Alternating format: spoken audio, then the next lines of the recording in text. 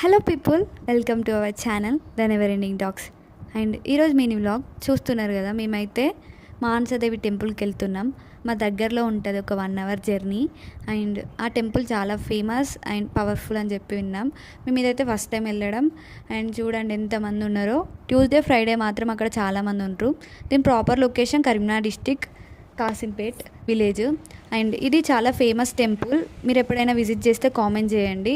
And ఇక్కడ ముడుపులు చూస్తున్నారా, అది మనం ఏదైతే కోరిక కోరుకుంటామో దాన్ని రాసి ముడుపు కడితే అది అవుతుందని చెప్పేసి నమ్ముతారు.